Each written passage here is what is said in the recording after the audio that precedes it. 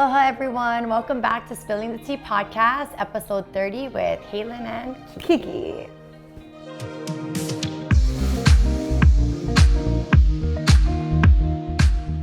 Fit check time. My hair, I bought it. My shirt, I got it from Amazon. Oh, cute. And then my pants, these are working out pants from Target. Really? Mm-hmm. Cute. Yeah, they're very comfy. And They're no very shoes, soft. we're very Hawaiian today. No shoes. Okay. What about you? I have my blazer. Oh my gosh, where's your hair from? My hair is, I did it myself today. And then this blazer is from Nordstrom Rack. This top is from Target. And this pants is from Aritzia. This is very cute. I What? love it. The little like necklace that you got. Oh yeah. I love it. This is also from Target? Period. Okay. We're in a budget, girly pop. Can you believe this is episode 30 already? Wow, good job, bestie.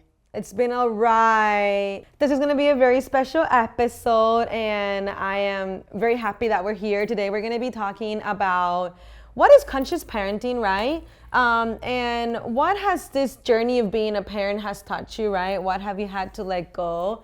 Just to get in really quickly, what does it mean for you to be a parent? In general? Yeah, because you are not only a mom of a transgender youth, right? But you have a 5-year-old, 9-year-old, 11-year-old, you have a high schooler. So how do you balance all that? How does that feel? Yes, I think that all moms have to do a lot of work that's invisible. And I think that we are very strong. And I think that we have that superpower as moms because we're able to continuously get up, go to work, do all the things, and at the same time knowing that I have a amazing team, right, that allows me to be the mom that I want to be. It's another business lesson that I've had to learn because I really can't do it all alone. And I think that most people have this misconception that you can have it all, and I actually believe you can have it all, and I really am a strong believer of that, and I want to instill that into the youth as well. However, as a woman and as a mother, you can't have it all at the same time. Yeah. Right. So you can have it all. You can't do it all alone. And so that's what I usually tell the kids. And really the reason why I want to know more about Haylin's perspective about, you know, what it is to be a conscious parent and what has this journey taught you, it's because for those that may not know, I actually used to be Haylin's nanny like over 7 years ago. And if there's something that I truly admire about her is that it doesn't matter how many boundaries she has in her life, right? And how strict she can be to the kids. Because of course, she wants to set them off for success, right? We all know that you can be a great parent, but you can also be a strict great parent. You don't want to be too loosey with your kiddo because then they take advantage of it. But, you know, I've never have been able to sit down and just have a conversation with Haylin where I ask her more, I guess, in-depth questions about what this journey specifically with Matt has been, right? So I want to ask you, when Matt first came out the very, very first time, right? What was that for you? How did you feel? I think I was pretty accepting, in my opinion, when Maddie came out. After a little bit. Continue. What I'm trying to say is I'm not a perfect parent, and Maddie, like so many other kids, they do have to come out multiple times as they're discovering themselves and as they're on this journey.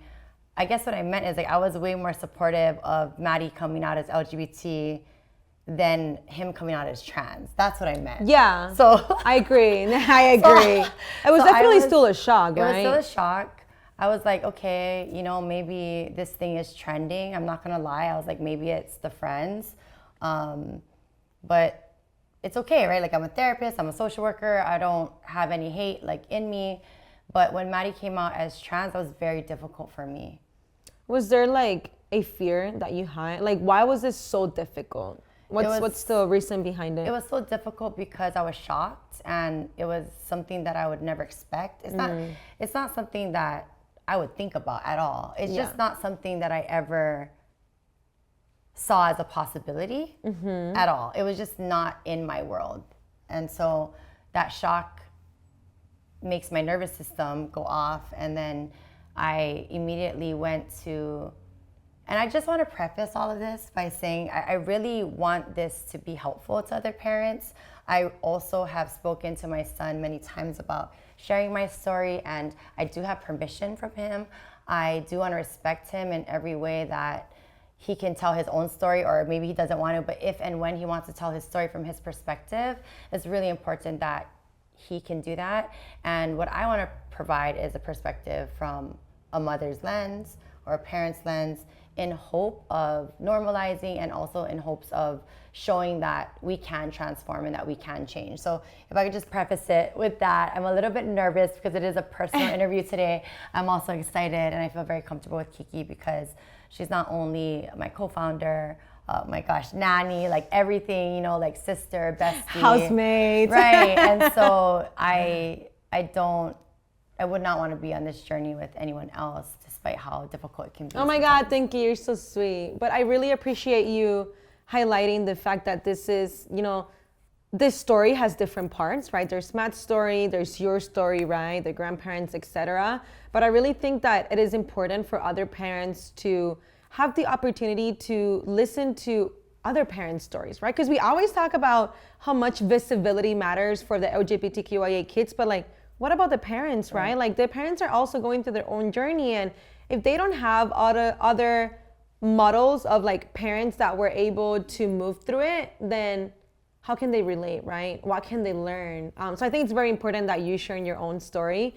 My next question is, when Maddie came out, right, and you had all of those thoughts, what was your biggest fear? My biggest fear immediately was that my child would have a very difficult life, and that my child would be in danger, and that my child would be judged. I feared that my family would disown my child. And I think the biggest fear was just that he would now have more pain than maybe an average human. That's a good question. How do you balance like all that love that you have for him, right? And you want to show up, you want to do this, you want to do that. I mean, you did spill the tea cafe, right? How do you balance that love that you have for him, but also like you not wanting to put him in a jar, like in a little, like wrap him with bubble because of all of the challenges that are about to happen? Right. I think early on in the journey, it was very difficult, and I just jumped into research. Like I wanted to research, you know, just that makes sense why you're always like talking about hours, the stats. Right, and just looking into it because I'm like, is this real? You know, and I really did do the research, and I really did jump in, and I talked to experts and every medical association, and we went to Stanford Gender Clinic, and we went to many places on the mainland, and you know, the research is very clear about trans people being around in every culture. Yep. Besides, right, this Western culture. Always existent. Even in the Mahu culture, these people are real, and it's not about debating that, right? They have been around since the beginning of time, and if we look at every species and in the human genome, it is really unreasonable to feel like there's masculine men and feminine women and nothing in between. And so I think in that evolution, it took me a long time, but education was a big factor, and therapy and time and communication. And number one, I think I had to drown out the noise. That was the hardest part, like drowning out the noise to listen to my child. It took me longer than I'm proud of. So I know that you mentioned that you connected with experts, right? You went through therapy, you did your research, you got educated, but in the community level, were you able to like talk to other parents? Were you able to find like support groups? No. So I think, so sad. I think Kiki knows that I couldn't find anything, and it's a big reason. One of the big reasons we opened Spill the Tea Cafe. It was very difficult. I tried to even call like national organizations like PFLAG, and at the time Hawaii didn't have a chapter. And I think there's so much stigma around trans kids that, you know, parents are not going to just be out there. And I was in a medical community, and every medical director and physicians that I spoke to said, no, don't let your kid be trans, you know, don't touch that until they're 18, just make them go to therapy. And that was every single physician, you know, including ones that I consider friends and family, and it's just really hard to know that maybe your friends and your family and everyone in your life disagrees with your decision. That was hard, and I'm so glad that I was able to drown out the noise, and I was so happy that I was able to listen to my child and listen to experts who actually understood gender affirming care.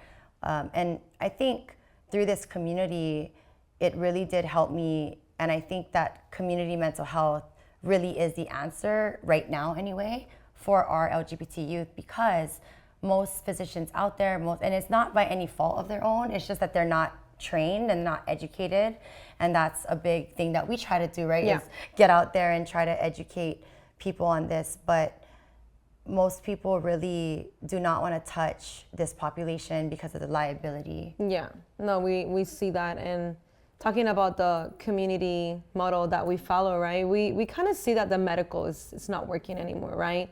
That's why when the teens comes to Spill the Tea Cafe, they're able to come to a place that feels like home, right? We have the free boba, they're able to play games, they're able to access food, meals, they're able to access a community closet, right? Because we know that the medical model doesn't work. I wanna ask you just one thing. What has been the hardest thing that you've had to sit with yourself and like unlearn it? Unlearn? I think the biggest thing that I've had to unlearn is how I see my child and how I see my children in general. I innately feel like they're my children, right? And I think maybe all parents can relate to this. We have a vision for that child. But what I really realized out of this journey, which has actually become spiritual for me, that these kids are born through me, but they're not mine and I don't own them, and they are their own person. And so to be able to be on this journey with them and be able to guide them in a way and be able to just have the honor of watching them grow without like programming them so much into exactly what I want them to be. And I think anyone who knows me, I don't say it's embarrassing, but it's definitely obvious that when Maddie was growing up, I presented Maddie like pretty much like a mini me. Yeah. So if anyone sees just imagine Maya, but like 10 times intensified. Right. Yeah, and Maddie, I'm not the type of mom, I don't think. Anyway, if Maddie was like, no, I don't want to wear a dress, like I don't think I would have forced him. Yeah. But, he was so compliant and just such a good, when I say good kid, I'm talking compliant. So now when I look back at that, I'm not sure if it's good or bad, but just a child being so overly compliant might not always be the best thing. Yeah.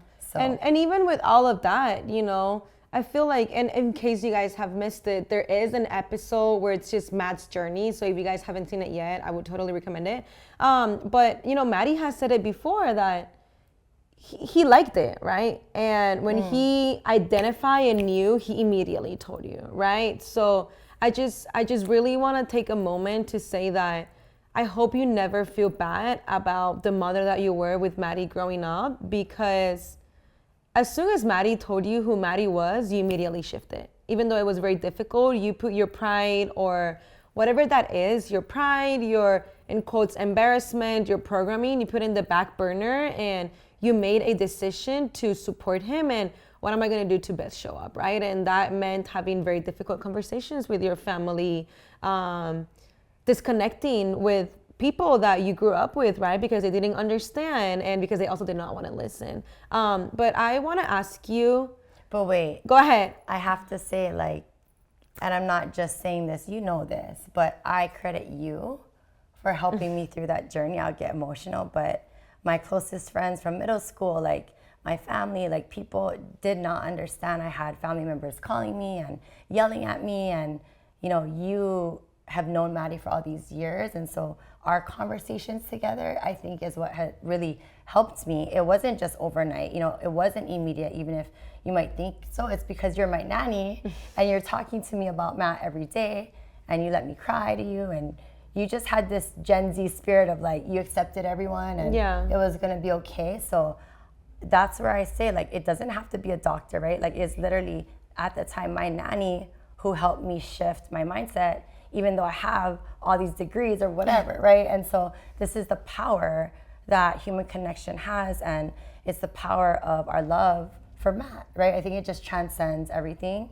And it's just like, look at my mom, look at my grandma. Like, I know. they all changed. Like, they're all like, actually, my grandma, I think, has always been supportive.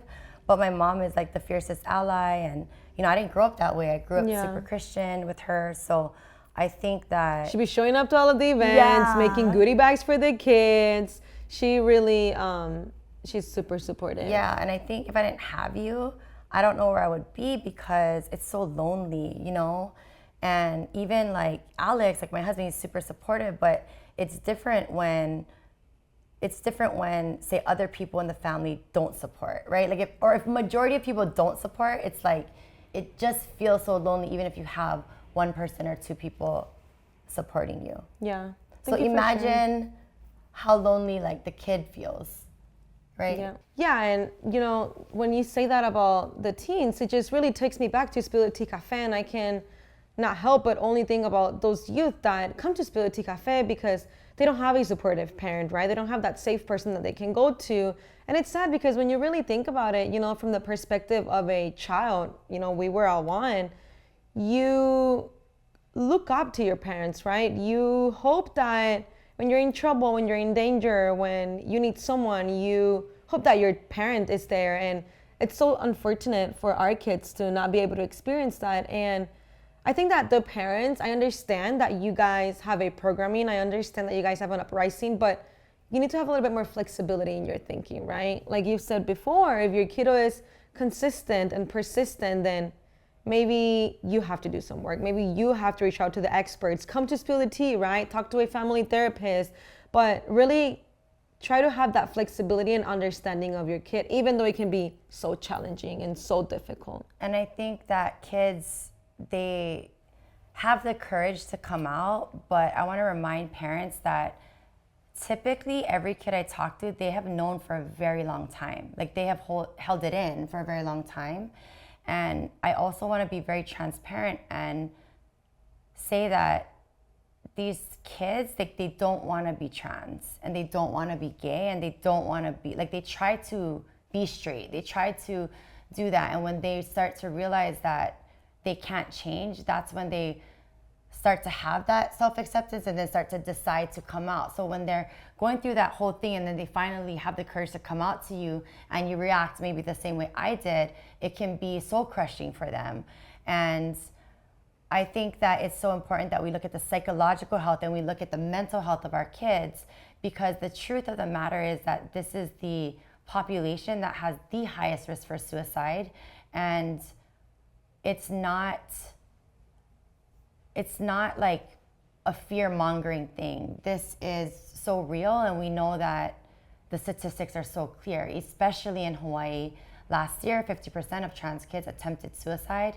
That is unacceptable and unheard of, especially in the other parts of the nation. And so we know that our kids are suffering because of the lack of support from parents, the stigma around, you know, being an Asian kind of state, and mostly because of the access issue, because of the fact that there are no therapists and there's no mental health resources for people in this situation. Talking about resources and the way that the medical field, the schools operate, from the perspective of a transgender parent, what are some changes you would like to see in the healthcare field? What are some changes that you would like to see in schools? Not speaking from a lens of a therapist, but as a lens from a transgender parent. Number one, I don't expect everyone to care about this. I understand that this is a very small percentage of people, and in the same breath, I'll say if they're such a small percentage of people, why are like we focusing so much on them and like putting so much hate and laws against them, like anti-trans bills and things like that? So number one, yes, if you have a trans child or LGBT child, I implore you to educate yourself and see where you can take a baby step in I'm not asking you to be supportive, but I'm just asking you to be neutral. That's where I started. Like, how can I become neutral? And understanding that you need to have a strategy and you need to have practice in being accepting. Like, you're not just gonna become accepting. You need to continuously, like any other skill, like it is a skill, continuously practice how to be supportive, how to be conscious. And when I say conscious, I mean, are you aware of your own emotions becoming out of control? Are you aware of your own insecurities? Are you aware of your own fears? And are you willing, right, to look and listen to your child? Because a lot of teenagers are not going to speak to their parents. It's kind of age appropriate. But there are ways that, as not even for trans people, just for all kids in general, as your kids become teenagers, right, you do shift into more of a coach-like person where you're guiding them, but you no longer can just control them the way that like we were controlled growing up. You know, the times are different, and I think because of technology, and it's just, I understand we have to have limits on technology, but technology is not going anywhere. And I just see way too many young people going no contact with their parents, and the parents really suffering. And so I like to remind parents, including myself, that there will be a time where we're all getting a performance evaluation from our children, whether that looks like they don't talk to us anymore, whether that looks like I only see them on the holidays versus having an authentic relationship with my child, which is something, the one and only thing that I was not willing to give up or to sacrifice. And I think that is what has been the true reason that I was able to transform, you know. But I was crying and shaking and very upset the first time I heard about this, and I had to practice and understand that Maddie was born this way, and I 100% believe that. And I also know that a lot of our kids in the LGBT community, they are neurodivergent. And so there's a lot of new research explaining that, which makes sense. So if we just think about it from a scientific background, we understand that there's variances in humans. It is. I mean, it is true. It is true. And like you said before, it is kind of very black and white to think that it's just, you know, female and male, right? There's a lot more just in that. I mean, research shows it. And I think that especially during this time, it can be very challenging for a parent to be supportive because they have to show up to the holidays, right? Mm-hmm. And sit on a table with 20 other family members, right? That are probably talking behind their back. And they probably don't want to go to the family activities. They probably don't want to be going to the family gatherings because the fear, right? They're ashamed. They want to be supportive, but there's so much more that they have to carry, right? I want to ask you, if you don't mind me asking and sharing, how was that first holiday season when you had let your family members know, like, hey, Matt is transgender, he, him pronouns? Do you remember how was the first like holiday season where you were like, can our family members, and Maddie had already came out as trans? Yeah, I think it's really important to understand whether they're straight, gay, trans, none of that matters. They're still a child. And so because they're a child, they still need to be protected. And in my opinion, before all of that even happened, I had to have difficult conversations with my family. Some people don't. Some people have family who just don't care, and I think that that's amazing, and I hope that for the future. But for families like mine, I did have to have conversations about what you can talk to Matt about and the things that you can't say to him. For instance, like he's gonna go to hell, like you can't say those things. And I really am saying this because I love you and I want you to be a part of Matt's life, and I really value this relationship, and I pray that you can respect this boundary, because if you cannot and you continue to say these things to Matt, then we cannot come around anymore. And so setting that boundary, I think, was very powerful, and everyone has come around. And so we just, as Ohana, put our differences aside, and when we come together, we actually don't talk about politics. We don't talk about those things. We talk about regular things that are non-political, like how's school going, how's theater going, whatever. Are you dating someone? Are you interested in getting a job, or just things like that? And I think that could be the focus more of, instead of these labels of the child, how about the actual child? Let's ask about those specific things instead. I love that. Thank you for sharing. And my last question to close this up is, if you could go back on time, and you can think about it, if you could go back on time, what would you tell your younger self 4 years ago? Gosh, I think I would. The number one thing I would tell myself is that Matt is the same kid that Matt always was. And I think a lot of parents feel like you're losing your child, but that is a lot of fear and that is a lot of stigma, and it's valid. I don't want to gaslight anyone. Like, it is true. Like, there are safety concerns for trans people in this state.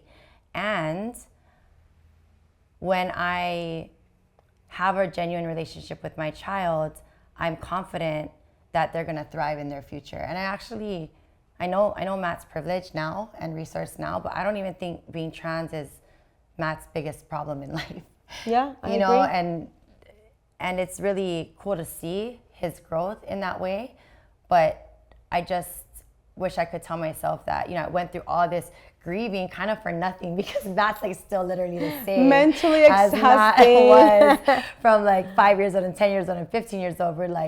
We still do the same things we always did. And so I just think if parents can take that baby step, like, you know what, maybe you can use gender neutral clothing. Oh, do you want to, you know, wear girls clothing? You know, maybe you can do that at home. Do you want to shop in the boys section? Like, mom's okay with that, you know. And just very baby steps, because it is a journey, and things are fluid and things change, and it's really important to have that communication, have support. I think that's the biggest thing too, having support and knowing that you don't need to allow everyone in your journey. You don't owe anyone an explanation. To know anything about my child is a privilege. And so I do this because I hope to help one other kid, one other family, one other parent. And I've just gotten so much support out of the parents at Spill the Tea Cafe. And so I just hope that we can continue to be stronger together and continue to move forward to create change. And guys, don't forget, this is my favorite statistic. You probably are overhearing it, but it's very important to me. It only takes one supportive adult to reduce the suicide rate by 40%. And you can be that adult, you can be that parent. And I also want to say that when you become that supportive parent to your child, you also automatically get a lot of adopted children. So just be there for your child, be there for your friends, and that's it for me. See you guys.